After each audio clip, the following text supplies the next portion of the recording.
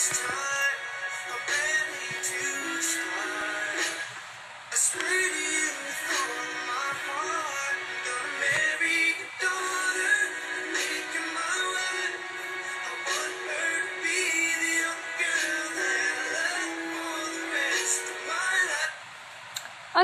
hai guys, welcome to Crispy Talk yang series ketiga.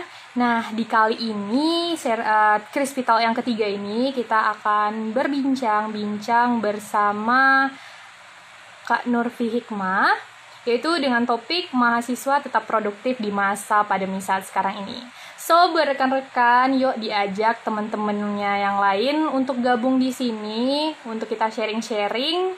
Yang mau bertanya, yang belum bertanya di question box sebelumnya, boleh banget nanti komen di kolom komennya guys.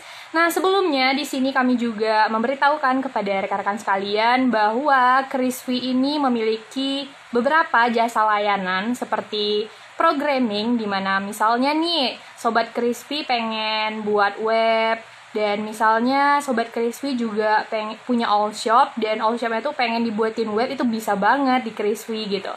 Jadi misal nih tetangga Sobat-Sobat Crispy, kepala sekolah gitu, apalagi saat masa pandemi saat sekarang ini kan susah nih untuk ujian.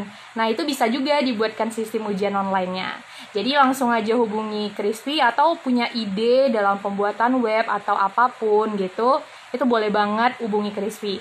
Nah, di Crispy juga punya kayak misal olimpiade, rekan-rekan pengen bimbingan, itu bisa banget, dan bisa cek juga postingan di Instagram Crispy-nya. Dan masih banyak lagi apapun layanan jasa dari Crispy, dan pastikan kamu udah follow Instagram Crispy terlebih dahulu. Yuk kita ajak lagi rekan-rekannya yang lain untuk gabung di Crispy Talk kali ini, karena pembahasan kita ini termasuk seru ya, apalagi sama narasumber yang luar biasa banget. Yuk, kita mulai dulu. Kita mulai langsung aja ya, kita undang pemateri kita ini. Nah, sebelumnya saya akan memperkenalkan terlebih dahulu pemateri kita ini siapa. Namanya adalah Nurfi Hikmah, atau saya biasanya panggil Kak Nurfi, atau Kak Ipi ya, sapaan akrabnya. Beliau ini merupakan mahasiswi dari jurusan Fisika MIPA Universitas Riau angkatan 2017. Nah, prestasinya itu mencengangkan banget dan menjadi motivasi lah ya untuk kita, untuk bisa lah ya kayak Kak Nurfi gitu, atau bisa juga bahkan melebihi maybe. Nah, beliau ini merupakan juara 1 lomba esai nasional yang diadakan oleh HMI FEB Unri 2019, dan juga merupakan delegate for Istanbul International Fair tahun 2020. Dan beliau ini juga merupakan mahasiswa berprestasi Universitas Riau tahun 2020, dan yang lagi hangat-hangatnya ini yang membuat kita makin wow gitu, yaitu Kak Nurfi ini merupakan finalis Pilmapres Nasional 2020. Gila nggak tuh? Nggak sabar lagi kan? Langsung aja ya, kita undang Kak Nurfi Hikmahnya. Kak Nurfi.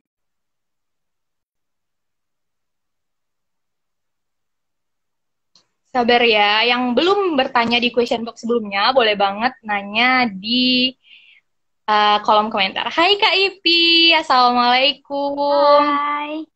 Apa kabar Kak Ipi? Baik, alhamdulillah. Alhamdulillah, lagi di mana nih Kak? Lagi di kos teman, diam aja ya. Oke, bela-belain ya Kak ke kos temen. Keren, Iya, keren. betul. Oke, udah siap nih Kak? Insya Allah. Insya Allah ya Kak ya. Berarti Kakak lagi di Pekanbaru sekarang ya? Iya, betul.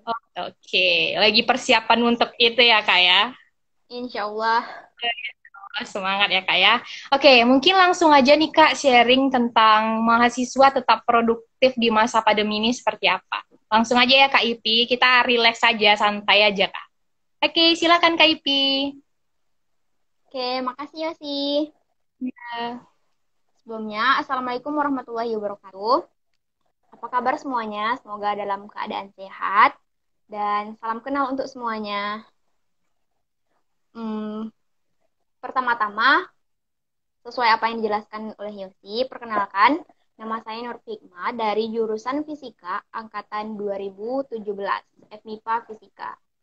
dan sekarang berada di semester 7. Dan alhamdulillah pada kesempatan kali ini dipercaya oleh Krisvi untuk menjadi salah satu pemateri dengan topik kita yaitu mahasiswa tetap produktif di masa pandemi. Nah, topiknya ini merupakan salah satu topik yang sangat-sangat menarik. Kenapa? Karena yang kita ketahui selama ini, dari bulan Maret akhir kemarin, kita merasakan dampak yang sangat-sangat berdampak sekali bagi diri kita, bagi lingkungan, dan juga berbagai bidang tentunya. Nah, salah satu yang berdampak itu adalah kita, mahasiswa sendiri. Sehingga muncullah topik ini, mahasiswa harus tetap produktif selama masa pandemi. Nah, kalau kita lihat lagi nih, produktif itu sendiri. Produktif itu maksudnya ketika dikaitkan dengan mahasiswa adalah mahasiswa yang dapat meningkatkan kreativitasnya, dapat memanfaatkan apa yang dia miliki. Nah, selanjutnya, kenapa sih kita harus produktif? Nah, itu kan menjadi pertanyaan. Kenapa sih harus produktif? Kenapa? Saya enjoy kok dengan apa yang saya lakuin, dengan berdiam diri di rumah, melakukan ini itu, semua segala macam. Ini juga sesuai sama anjuran pemerintah. Pemerintah mengatakan, setiap masyarakat harus tetap produktif, harus melakukan sesuatu yang dapat menghasilkan daya upayanya. Nah, jawabannya adalah karena kita mempunyai goals. Tentu kita mempunyai target yang harus kita capai, terutama di tahun ini. Padahal, tahun ini kita tahu, semua aktivitas berubah dari yang awalnya offline menjadi online, semua belajar berubah sistemnya. Disinilah menjadi permasalahannya juga. Ketika kita mempunyai goals, kita mempunyai mimpi, akhirnya terhenti karena kita harus berdiam diri di rumah. Pada akhirnya, yang menjadi masalah lagi apa? Kita mudah untuk malas, iya kan? Nah, inilah menjadi permasalahan utama bagi kita. Gimana sih kita harus tetap produktif selama di rumah? Gimana kita tetap meningkatkan semangat kita? Dan saran yang dapat saya berikan kepada teman-temannya itu adalah dengan meningkatkan motivasi dari dirinya maupun dari eksternal, internal dan eksternalnya. Terus, motivasi itu ada dua macam. Ada yang internal, ada yang eksternal. Untuk yang eksternal, ini yang berasal dari luar diri kita. Seperti yang sekarang ini kita lakukan, merupakan salah satu produktif yang kita lakukan dengan mengikuti berbagai seminar yang tujuannya untuk meningkatkan kemampuan kita. Ini bisa berasal dari orang-orang yang memang dia mempunyai kemampuan atau mempunyai skill tertentu untuk meningkatkan motivasi online. Dan motivasi yang kedua itu adalah motivasi internal. Motivasi internal ini berasal dari dalam diri kita sendiri, di mana kita dapat meningkatkan semangat kita sendiri. Dari motivasi dua ini, yang paling harus kita miliki adalah motivasi internalnya. Karena apa? Karena ketika kita hanya mempunyai motivasi eksternal, misalkan kita mengikuti satu seminar.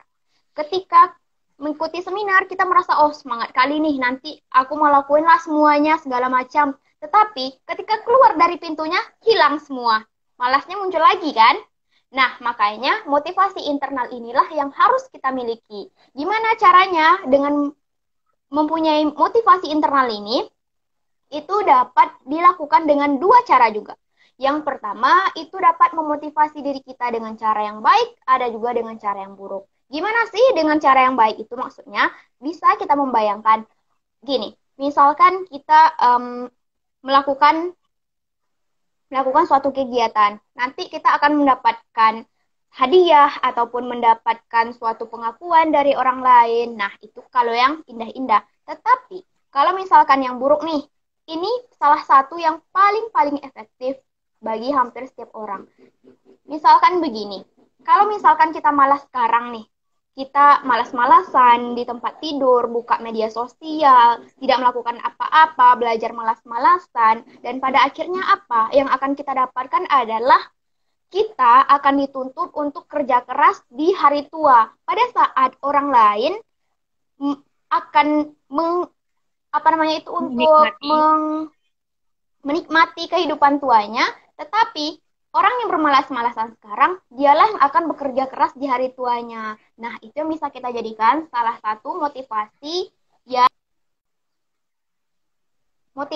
internalnya itu. Memang tidak semua orang yang punya motivasi internalnya itu. Tetapi ketika motivasi internal ini kita miliki, kita itu tidak akan mudah jatuh. Misalkan kita coba salah satu olimpiade misalkan atau salah satu event, tetapi berulang kali kita lakukan tetap saja gagal. Orang yang mempunyai motivasi internal, dia tidak akan mudah untuk jatuh. Dia pasti akan bangkit lagi. Nah, inilah salah satu yang harus dimiliki oleh mahasiswa. Terus, yang pertanyaannya, gimana sih tetap produktif? Apa yang bisa kami lakukan untuk tetap produktif?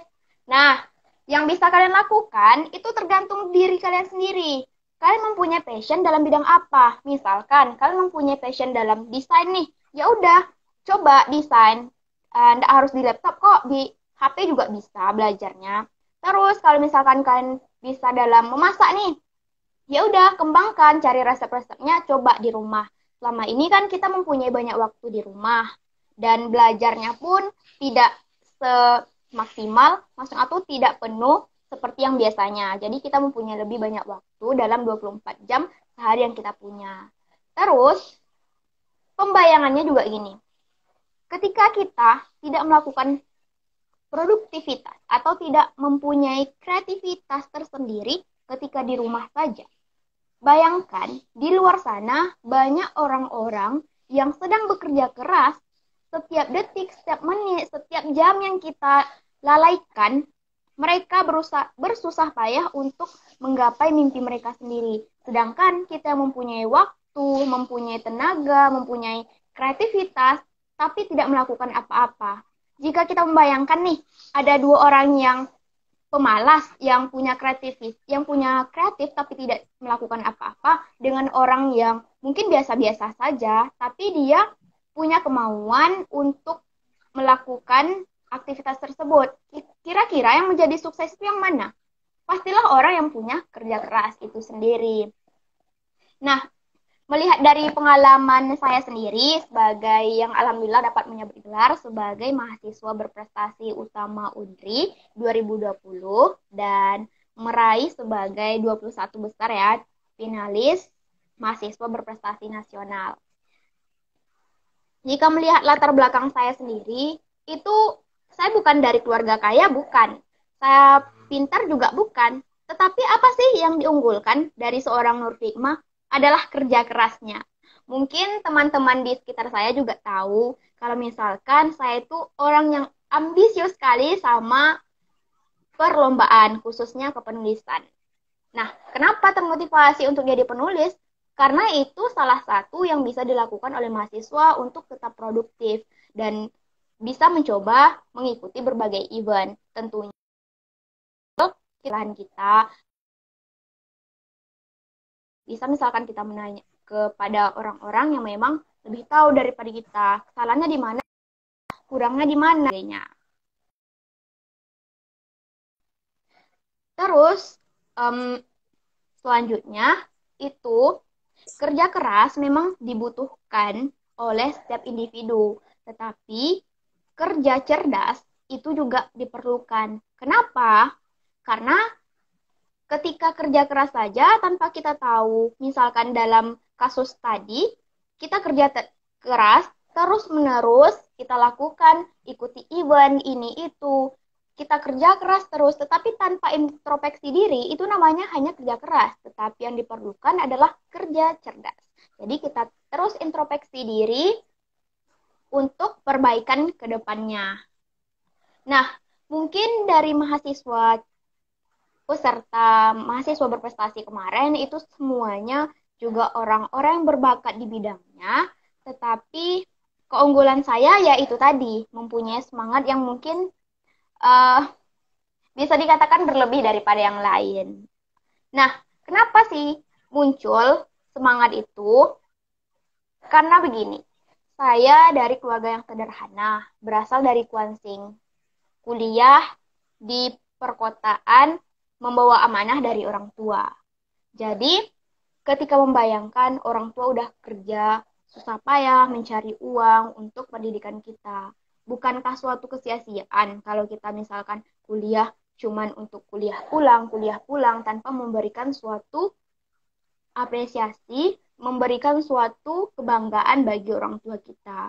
Memang ada yang berkata, kalau misalkan dia tidak mau, dia mempunyai passion, dia mempunyai minat, mempunyai bakat, tapi dia tidak mau untuk menunjukkannya kepada orang lain. Memang ada yang seperti itu. Tetapi alangkah lebih baiknya ketika bakat atau minat yang kalian miliki itu dikembangkan, salah satunya dapat dengan mengikuti berbagai event-event. Itu kalau misalkan passion kalian dalam bidang yang ada eventnya. Tetapi kalau misalkan tidak ada eventnya, masih banyak kok wadah lain yang bisa kalian ikuti untuk mengembangkan skill kalian itu. Kalau dibilang sekarang tuh dunia kerja memang kejam, makanya sekarang itu kita harus mempunyai skill, di mana skill kita itu bisa mengungguli orang lain. Ketika misalkan ada dua orang yang setelah tamat dari kuliahnya, yang satunya IPK-nya tinggi, tidak pernah turun IPK-nya, dan yang satu lagi dia biasa-biasa saja, tamatnya misalkan 5 tahun, yang satu lagi tadi tamatnya 4 tahun, tetapi yang kuliahnya tamatnya 5 tahun, ini dia mempunyai skill, dia aktif di organisasi, mempunyai banyak pengakuan, dan ketika dimasukkan ke dunia kerja, kira-kira mana yang akan lebih dipilih oleh perusahaan? Tentu yang kedua, karena dia bisa untuk menghandle dari pekerjaan yang akan diberikan kepada dia. Kalau IPK saja, itu semua bisa mendapatkan, memang. Makanya kita harus mempunyai skill yang lebih supaya kita dapat berkembang lebih lanjut. Nah, ada juga pertanyaan yang muncul. Ketika kita udah mempunyai passion nih, kita sudah mempunyai minat untuk melakukannya. Gimana cara kita menghandle antara waktu belajar sama waktu untuk melakukan minat kita itu atau passion kita itu? Caranya itu bisa kita lakukan dengan to-do list. Maksudnya, kalian catat apa aja yang mau kalian lakukan tiap harinya. Nah, jadi setelah itu kalian lihat, oh ini sudah saya kerjakan, ini saya sudah kerjakan. Nah, bisa kalian mulai dari situ. Terus, di sini saya berharap semua teman-teman sudah mempunyai minat ataupun niat untuk tetap produktif.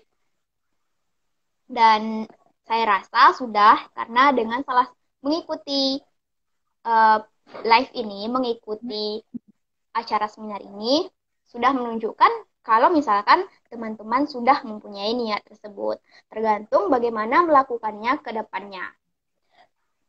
Di luar sana, banyak juga orang tidak mempunyai minat sama sekali untuk meningkatkan skillnya, meningkatkan kemampuan dirinya. Jadi ada dua tipe orang yang menurut saya itu sedang terjadi, yaitu adalah orang yang tidak mau untuk berkembang, dia nyaman dengan apa yang dia lakukan. Dan yang kedua, orang yang sudah mempunyai niat, tetapi belum mempunyai wadah ataupun belum memahami bagaimana cara mengembangkan passionnya itu sendiri. Dan untuk yang pertama ini, kenapa dia tidak termotivasi? Karena dia itu tidak memiliki niat untuk dapat dimotivasi. Jadi, semuanya itu berawal dari dia sendiri. Ketika dia sudah memutuskan untuk tidak termotivasi, maka berapapun kuatnya orang memotivasi dia, siapapun yang memotivasi dia, dia tidak akan bisa untuk terpengaruh. Karena menurut saya sendiri, ini adalah merupakan tipe orang yang sombong. Kenapa? Karena misalkan dia mengikuti suatu seminar, tetapi yang dia ikuti itu adalah orang yang misalkan sederajat dengan dia, misalkan seangkatan dengan dia, misalkan kalau dari kata mahasiswa. Jadi dia berpikiran, oh saya bisa kok lebih hebat daripada dia, untuk apa saya dengerin dia? Padahal ketika kita mencari ilmu, kita tidak boleh melihat siapa yang menyatakannya, tetapi lihatlah ilmu yang dia sampaikan. Nah, sering kan kita mendengar kata-kata bijak itu. Terus yang kedua, orang yang sudah mempunyai niat, tetapi belum mempunyai suatu wadah ataupun cara untuk menggapainya itu sendiri. Solusinya bagi yang individu seperti ini bisa dengan mencari um, berbagai wadah, kan sekarang sudah banyak tuh, baik di universitas maupun di tingkat provinsi itu sendiri. Kayak misalkan yang sedang ada itu klub remaja literasi, ya Yosi. Nah, Di di follow situ, juga ya guys. iya, nanti bisa di-follow @klub remaja literasi. Di situ nanti bagi teman-teman yang mempunyai minat dalam bidang kepenulisan seperti saya atau misalkan Yosi, itu bisa mengikuti di klub remaja literasi ini. Nanti diajarkan bagaimana cara kita memulai passion kita dalam bidang kepenulisan. Dan yang ditawarkan di situ ada di dalam bidang esai, KTI, ada puisi, sama cerpen juga. Dan yang berada di sini adalah orang-orang yang insya Allah memiliki passion dalam Kece-kece. bidang itu sendiri. Insya Allah. Iya, insya Allah. Dan seterusnya, um,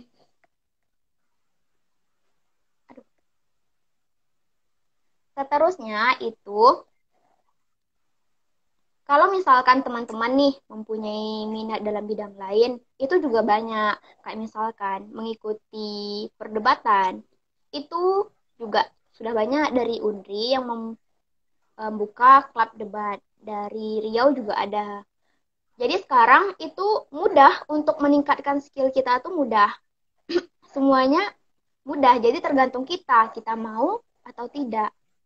Kalau kita mau, beruntunglah bagi orang-orang yang mau tersebut. Karena tidak semua orang yang punya kemauan untuk dapat meningkatkan kreativitasnya itu sendiri.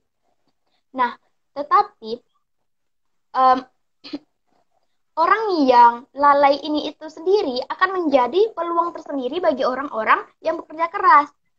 Deddy Corbuzier mengatakan bahwa saat ini orang remaja-remaja ini dia mudah untuk sukses. Kenapa? Karena yang lain itu banyak malas. Nah, contohnya saja nih, dari adanya kaum rebahan. Nah, ini saya paling tidak suka adanya kaum rebahan itu sendiri. Karena kaum rebahan itu menunjukkan kalau kita malas untuk melakukan. Dan apalagi mereka bangga dengan kemalasan mereka itu. Memposting di media sosial mengatakan kaum rebahan atau lagi apa yang menunjukkan kemalasannya itu sendiri. Tanpa disadari, banyak yang lain itu menjadikan peluang. Oh, saya bisa nih memanfaatkan kesempatan ini untuk mengalahkan dia. Nah, itu salah satu contohnya yang mungkin dilupakan oleh orang yang memposting kemalasan dia itu sendiri. Nah, itu salah satu contohnya yang memang harus kita ketahui bersama. Kalau menurut saya pribadi, untuk menunjukkan kelemahan itu merupakan suatu kebodohan. Karena kita tidak boleh menunjukkan kelemahan kita, apalagi kemalasan kita kepada orang lain. Kita harus menunjukkan aura positif dan semangat kepada orang lain. Ketika yang kita posting cuman kesedihan, cuman kemalasan, bagaimana kita akan menjadi sukses? Itu salah satu pertanyaan yang harus kita ajukan kepada diri kita sendiri. Kita mempunyai mimpi nih, kita mau mensukseskan hidup kita mau berubah ekonomi, misalkan ekonomi keluarganya sekarang sedang susah, keluarganya juga dari keluarga yang biasa-biasa saja. Tetapi ketika kalian bermalas-malasan, akankah perubahan itu akan terjadi? Tidak kan? Tetapi ketika mulai dengan perubahan, kalian mulai belajar, introspeksi diri, melihat bagaimana perkembangan dan bagaimana kalian bisa meningkatkan skill kalian itu sendiri, maka itulah yang akan menjadi langkah awal kalian dalam menuju kesuksesan. Nah, salah satu kutipan yang saya ambil juga dari salah satu motivator Indonesia, Abdi Suwarden itu, dunia tidak peduli dengan moodmu saat ini, tapi ciptakanlah moodmu. Nah, ini menjadi salah satu masalah juga nih. Ketika belajar misalkan saja ya, dalam hal kecil. Ketika kita belajar online nih, ada tugas, tapi kita perlu mengerjakan. Orang nanya, kok belum dikerjain? Nggak mood nih, malas nanti aja. Nah, itu tuh masalah yang biasanya muncul dalam diri mahasiswa. Ini yang harus dihilangkan. Memang susah untuk keluar dari zona nyaman itu. Tetapi ketika kalian rajin, kalian mencoba terus-menerus dan memotivasi lagi diri kalian dan motivasi internal, motivasi eksternalnya juga, insya Allah semuanya bisa tercapai. Tetapi ketika kalian udah merasa nih, udah motivasi internalnya ada, motivasi eksternalnya ada, tetapi juga belum mencapai ataupun tidak bisa keluar dari zona nyaman itu sendiri, cara yang paling efektif dan yang terakhir itu adalah dengan berdoa. Kalian meminta kepada Tuhan, meminta kepada Allah untuk dilapangkan dan dipermudah setiap jalannya. Nah, selanjutnya ada quotes juga. Ketika kita tidak bekerja keras, yang dari tadi saya sampaikan,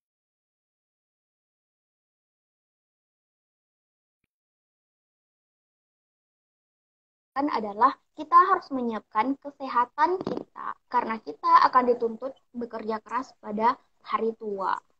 Nah, itu mungkin yang dapat saya sampaikan. Jadi, sharing yang saya sampaikan ini bersifat santai saja dan lebih menekankan kepada motivasi yang harus kita miliki untuk tetap berproduktif itu sendiri. Karena untuk jenis produktifnya itu kembali lagi kepada diri kita sendiri. Tergantung dari passionnya, tergantung dari minat yang ada pada diri kita. Nah, itu. Oke. Oke. Luar biasa banget ya Kak Ipi. Nah, ada hal yang menarik nih Kak Ipi dari Ya, cerita Kak Ipi tadi gitu kan. Itu Kak Ipi bidang kepenulisan ya Kak Ipi ya. ya. Itu bagaimana sih cerita awalnya gitu Kak Ipi bisa menemukan passion Kakak bahwa ini loh gitu kan, aku udah di sini gitu, udah mentok dan sampai akhirnya sewow sekarang ini gitu. Itu awalnya gimana ceritanya Kak? Oke, pertanyaannya mengenai pengalaman hidup berarti ya.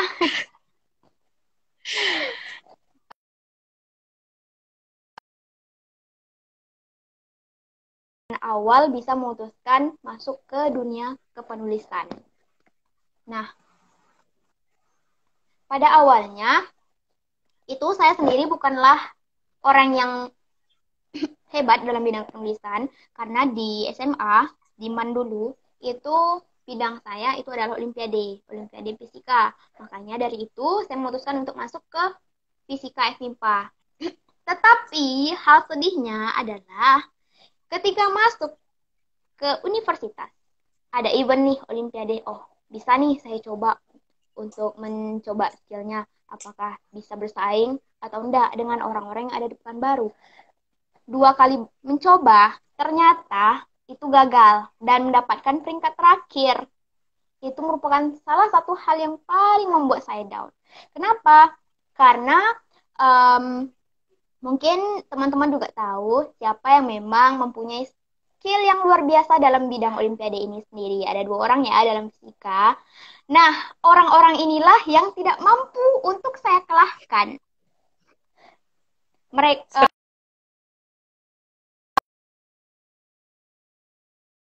dari SMP, sedangkan saya baru dari SMA dan itu pun masih kekurangan. Nah, karena sifat ambisius dan karena pribadi yang sudah terbentuk ketika di MAN, saya tidak mau untuk menyerah gitu aja. Nah, berpikir semuanya berdoa, meminta apa yang mungkin bisa saya lakukan untuk tetap berprestasi walaupun di dunia kuliah yang pada akhirnya saya tidak bisa untuk melanjutkan Olimpiade itu sendiri. Nah, ketika melihat di media sosial ada salah satu event yang hadiahnya itu adalah keluar negeri, itu hadiahnya ke Korea.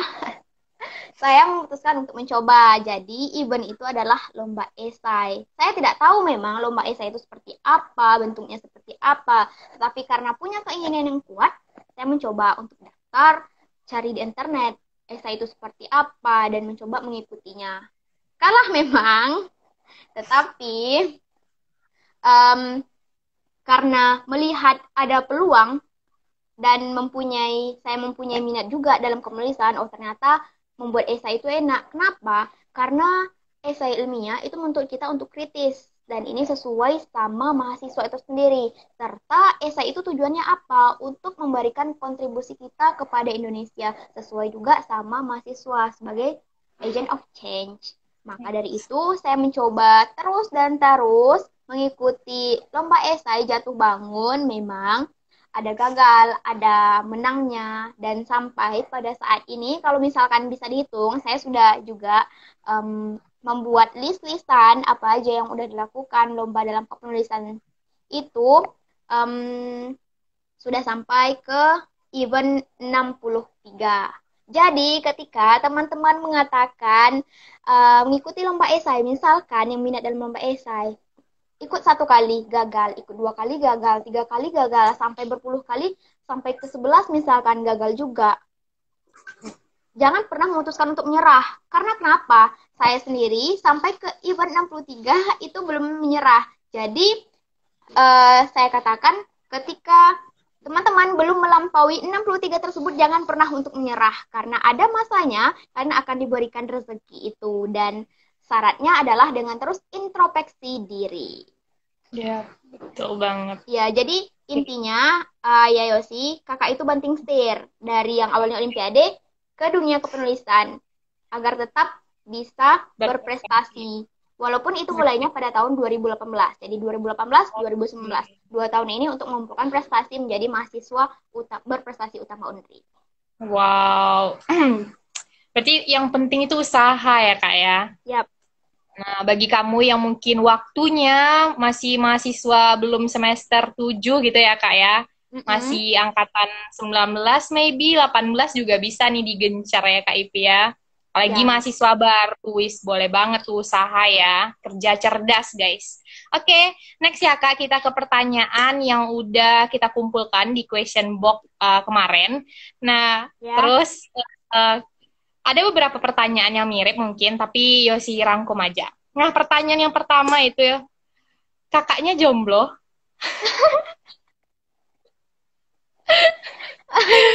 Bisa dibilang nggak sih itu pertanyaan dari siapa? Nggak bisa, Kak, karena kita harus menjaga juga kan. Yang penting ini pertanyaan dari kaum Adam, Kak. Di mana tuh, Kak, kira-kira jawabannya? Kalau statusnya itu belum menikah. Oke, belum menikah. Oke. Udah, Kak. Sampai situ jawabannya. Kalau belum nikah berarti masih punya kesempatan ya, guys. Oke. Next, Kak. Gimana sih cara Nurfi buat nggak nunda-nunda suatu pekerjaan biar nggak numpuk karena malas? Oh, jelas, Kak. Oke. Silakan, Kak.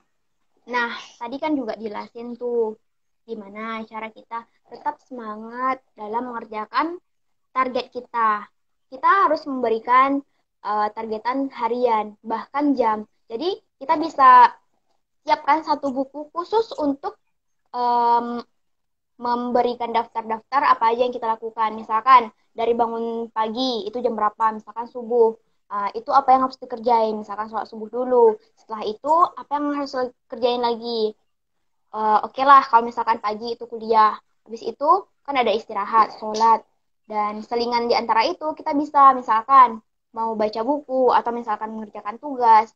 Jadi sampai kepada malam. Sampai target tidurnya itu ngerjain apa aja.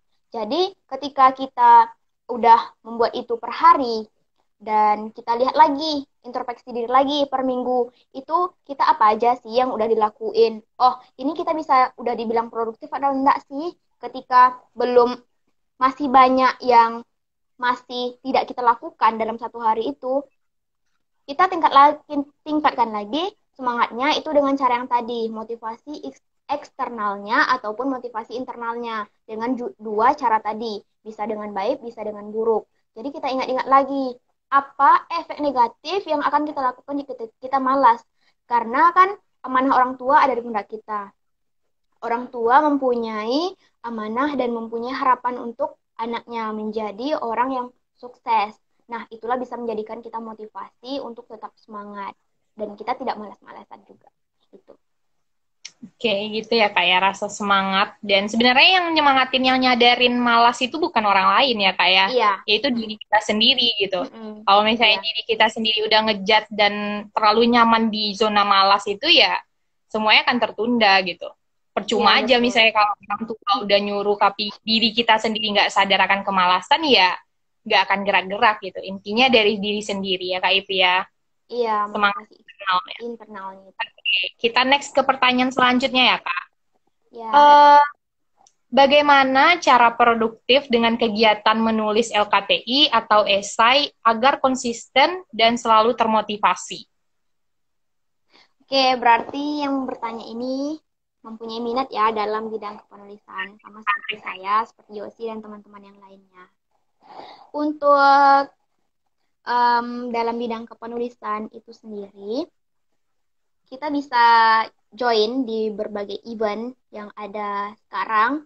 Itu bisa dilihat di info lomba di IG-nya maupun di berbagai IG yang menawarkan berbagai event ataupun lomba-lomba mengenai penulisan itu sendiri. Nah, untuk komitmennya itu sendiri, komitmen itu akan kurang ketika kita gagal. Ketika gagal, semangatnya berkurang dan kita tidak mau ikutan lagi. Makanya dari itu kita butuh wadah yang memang nanti kita akan berkumpul dengan orang-orang yang satu pemikiran dengan kita, satu semangat dengan kita, sehingga kita ikut termotivasi juga. Salah satunya yaitu dengan ikut dalam klub kepenulisan misalkan. Jadi ketika kita mengikuti klub kepenulisan itu, kita akan dibimbing oleh orang yang memang sudah berpengalaman dalam bidangnya. Dan ketika kita ingin mengikuti event, sebelum kita memasukkan karya kita itu, kita minta ini dulu, minta review dulu sama orang tersebut. Gimana Kak? Rasanya udah betul atau enggak? Atau misalkan ada yang harus diperbaiki lagi, gitu. Jadi setelah event pun, kita harus introspeksi juga gimana kekurangan kita di mana kalau misalkan kita gagal. Tetapi kalau misalkan sudah juara, tetap juga kita harus perlu introspeksi diri karena kan tidak ada kesempurnaan itu. Nah, kalau untuk penulisan, menurut saya itu aja sih. Ya.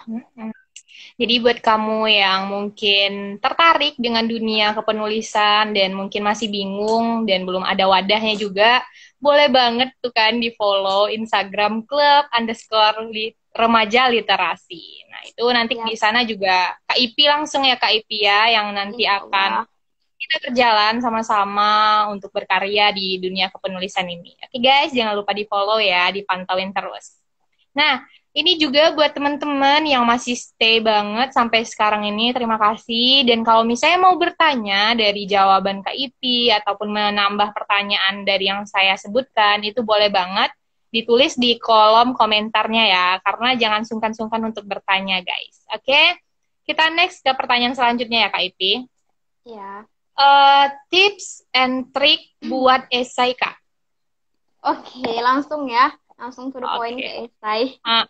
Langsung to the point orangnya Kak.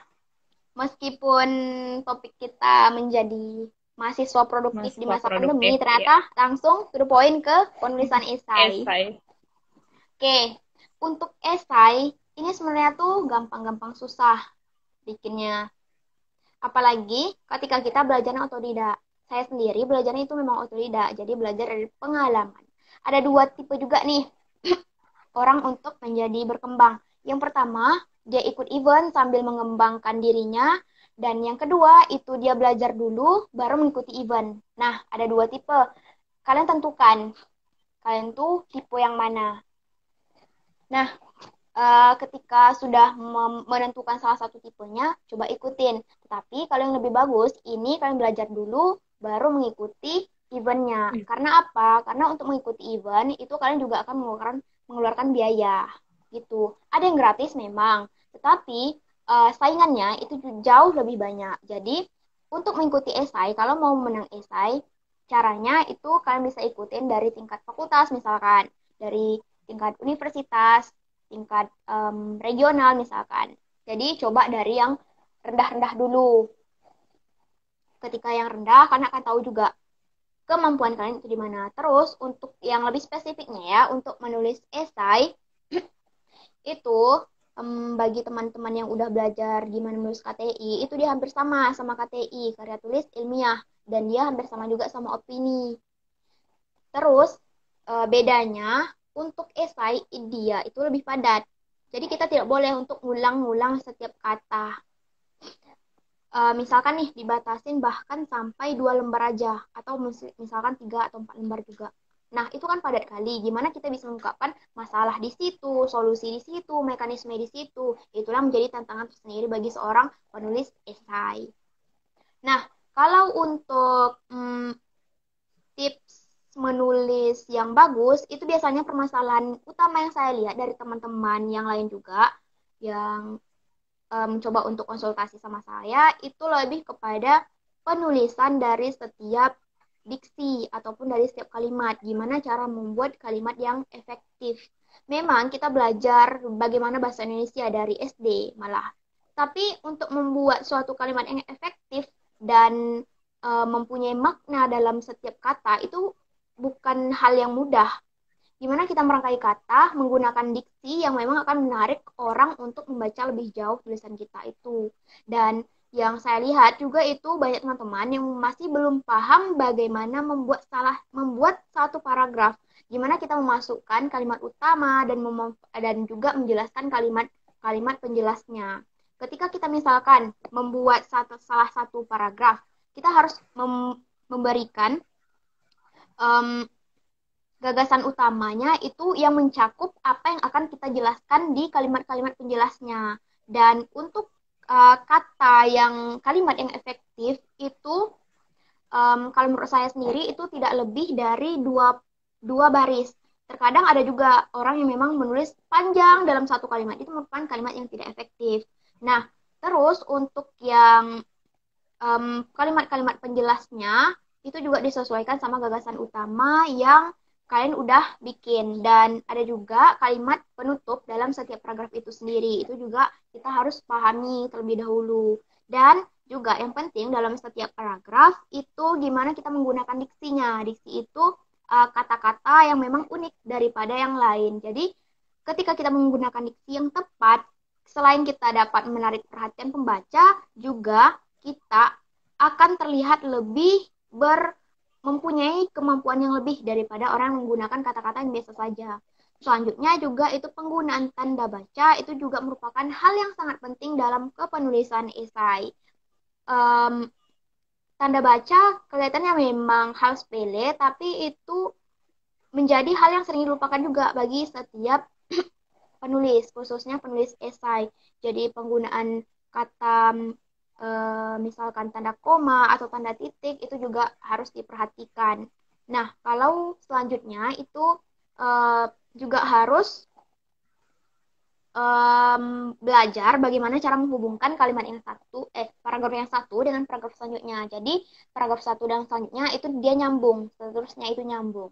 Dan biasanya untuk kalimat utama dalam paragraf itu bisa dimulai dari penjelasan kita pribadi. Untuk yang kalimat penjelasnya itu bisa dilengkapi dengan data-data. Terus untuk esai dia kan terdiri dari 3 hal ya, yang biasanya itu pendahuluan, 3 unsur, pendahuluan, isi, sama penutupnya. Dan ini tidak harus dituliskan secara eksplisit. Maksudnya dia bisa ngalir gitu aja tanpa kita harus bikin pendahuluan, isi, penutup, tidak harus gitu. Tapi langsung aja pendahuluan itu isinya apa, latar belakang, kalian jelaskan kenapa kalian memilih topik itu, apa aja masalahnya, dilengkapi sama data-data juga. Biasanya pendahuluan ini tidak usah panjang-panjang. Terus yang isi ini kalian juga harus pahami apa yang harus kalian berikan di situ, apakah itu tujuannya, manfaatnya apa, mekanismenya gimana, cara kerjanya gimana. Dan yang terakhir itu penutup, gimana kita menyimpulkan dari awal tulisan sampai kepada akhir tulisan. Dan untuk jenis esainya, permasalahan ide yang memang biasanya menjadi masalah bagi setiap penulis, itu kalian bisa memilih antara tiga topik. Yang pertama itu ada aplikasi, yang kedua ada program atau kerjasama, dan yang ketiga itu ada produk kreatif. Aplikasi ini kita bisa membuat website ataupun aplikasi untuk menyelesaikan satu masalah. Untuk kerjasama, ini yang terkenal biasanya itu ada integrasi tiga titik ataupun pentahelix berupa kerjasama antara beberapa stakeholder. Dan yang ketiga ini ada produk kreatif. Produk kreatif ini biasanya lebih dilihat oleh juri karena karyanya ini pasti. Misalkan nih anak fisika itu bisa membuat suatu rancangan alat ataupun alatnya itu sendiri. Atau misalkan dalam wirausaha, misalkan kalian membuat produk yang memang dia berbeda daripada produk yang lain. Jadi mempunyai keunggulan ataupun nilai jual tersendiri, sehingga uh, satu hal yang saya dapatkan yaitu juri yang menjadi salah satu juri dalam perlombaan esai itu yang paling dilihatnya adalah dari segi implementasi dari ide kita sendiri. Jadi apakah ide ini berpeluang untuk diterapkan di masyarakat gitu. Oke.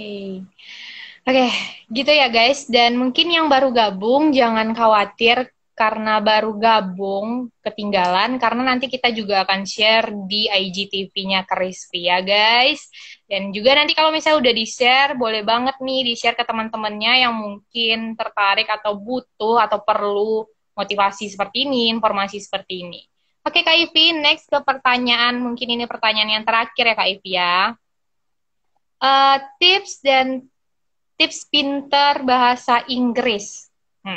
Ayo Kak Ipi. Oh, Silakan. ini kayaknya seperti pertanyaan yang saya dapatkan juga di WA. Atau mungkin orangnya sama ya. Nanti kita kontak-kontakan ya Kak, menyesuaikan Oke. siapa yang nanya. Oke. Oke. Untuk Lanjut Kak.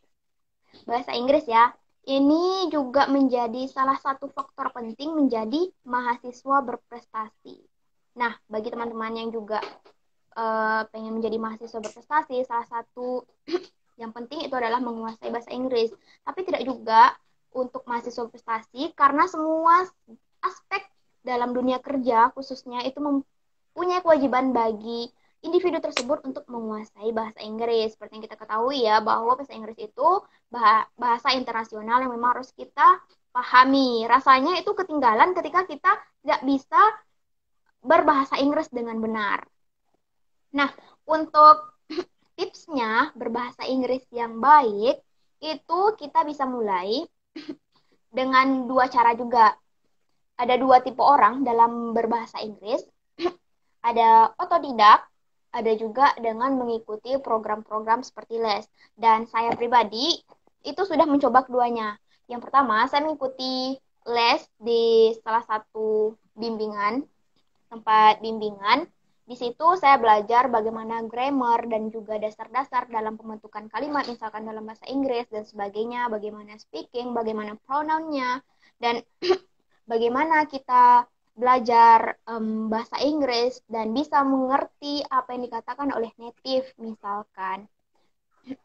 Karena pada dasarnya native speaker itu dia memahami bagaimana cara menghubungkan tiap kata per kata, sehingga apa yang dikatakannya itu lebih terlihat fast atau cepat bagi kita. Padahal sebenarnya itu mereka mempunyai trik tersendiri bagaimana menggabungkan setiap kata sehingga terlihat lebih cepat.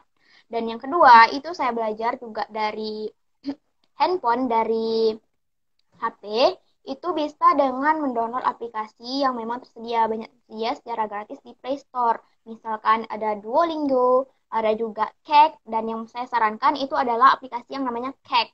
Namanya memang asing, tetapi ini di aplikasi ini kita bakalan melihat berbagai video dari yang diambil dari YouTube. Kita bisa menikmatinya, ada di situ subtitlenya juga, dan di sini disediakan kata-kata penting yang akan diulang sebanyak 3 kali di video tersebut. Dan di bawahnya itu akan tersedia untuk kita speakingnya. Jadi apa yang dikatakan di atas itu kita bisa dituntut untuk ulang. Dan kita bisa record suara kita apakah suara kita itu betul atau tidak. Kalau misalkan tidak betul, dia akan tandai mana saja kata yang memang kita belum eh, pas untuk mengucapkannya itu. Nah, jadi itu ya, ada dua cara itu tadi. Oke, oke. Mungkin itu ya pertanyaan terakhir dari penanya di question box. Nah, ini kita masih buka kesempatan juga. Kita tunggu bagi teman-teman yang masih join. Kalau misalnya ada pertanyaan, satu pertanyaan lagi, langsung ditulis saja. Kalau tidak ada, ya kita say goodbye. Sampai jumpa di minggu besok. Ayo, yang mau bertanya, jangan malu-malu. Gratis kok nanya. Yuk. Kalau ada pertanyaan, langsung aja diketik di kolom komentarnya. Mungkin bagi yang teman-teman yang mungkin tertarik lebih lanjut mengenai apa yang saya sampaikan, bisa aja nanti PC di WA, bisa aja insya Allah dibalas kok. Ya, kalau misalnya ingin bertanya juga, misalnya nggak ada kontak KIP, boleh banget DM juga di Crispy nanti di Instagramnya dalam konteks bertanya tentang dunia kepenulisan ataupun kiat-kiat untuk biar produktif ya, bukan tentang... Ya, terutama bagi Oke, yang buat teman-teman mahasiswa yang ingin baru bertanya, ya. yang berminat untuk menjadi mahasiswa berprestasi di tahun kedepannya. Hmm, iya, boleh banget. Oke, sepertinya tidak ada lagi yang bertanya.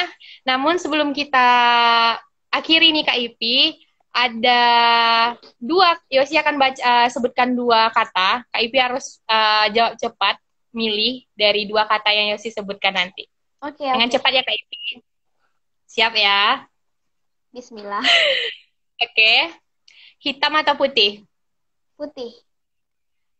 Make class atau Fishmode? Bismot. Esai atau LKTI? Esai. Jomblo atau bucin? Bucin. Bucin? Ya, jujur terhadap diri sendiri. Ya, berarti itu udah menjawab pertanyaan dari yang tadi lah ya, yang bertanya gitu. Oke guys, mungkin sekian sharing-sharing dengan Kak Ipi-nya. Sebelumnya makasih banyak Kak Ipi udah meluangkan waktu untuk sharing-sharing di sini. Semoga apa yang Kakak sampaikan tadi bisa membuka pemikiran dari rekan-rekan di sini, yang belum mulai bisa memulai, yang lagi ngestak kebuka lagi jalannya gitu. Dan kalau misalnya rekan-rekan yang pengen bertanya lebih lanjut, diskusi lebih lanjut sama Kak Ipi, boleh banget. Kata Kak Ipi, dia mengizinkan untuk menghubunginya lewat WhatsApp, PC, atau follow Instagram Kak Ipinya langsung. Oke, dan Ya, juga boleh. bagi rekan-rekan yang mungkin tertarik di dunia kepenulisan, juga boleh banget follow Instagram dari komunitas atau klub yang foundernya sendiri itu adalah Kak Ipi. Ya, Kak Ipi? Ya, Oke, nanti di terima follow kasih ya. Kak Ipi. Ya, sehat selalu ya Kak Ipi. Ya, Dadah. makasih semuanya. Assalamualaikum. Ya, Waalaikumsalam. Nah, oke. Terima kasih rekan-rekan Crispy yang udah setia banget nontonin Crispy Talk dari yang pertama mungkin ataupun sampai yang ketiga ini atau baru aja nonton di Crispy Talk yang ketiga ini. Tapi jangan khawatir kalau misalnya rekan-rekan belum sempat kemarin itu nonton Crispy Talk, itu videonya ada kok di feed Instagram Crispy-nya sendiri. Nah, terima kasih banyak udah gabung dan semoga apa yang disampaikan tadi juga bisa bermanfaat untuk rekan-rekan sekalian.